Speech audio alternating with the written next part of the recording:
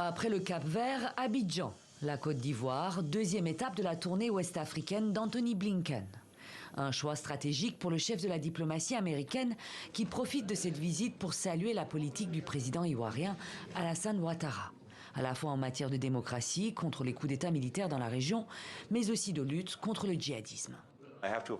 Je dois saluer l'approche adoptée par la Côte d'Ivoire.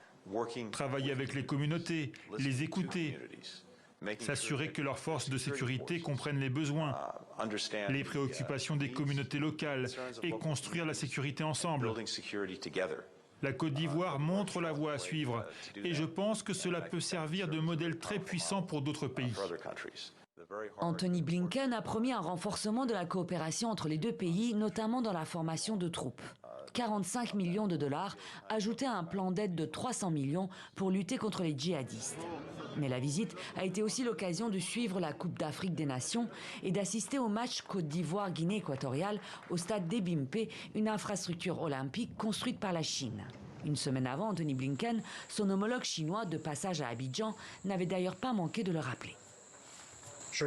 Au nom de la Chine, j'aimerais vous féliciter pour l'organisation réussie de la Coupe d'Afrique des Nations par la Côte d'Ivoire. La cérémonie d'ouverture de cette édition s'est déroulée dans un stade construit par des entreprises chinoises. Et on est vraiment heureux de pouvoir contribuer au succès de cette édition.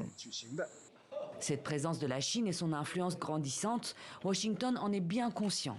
Tout comme il mesure celle de la Russie qui a désormais la faveur de plusieurs États africains, dont le Mali et la Centrafrique.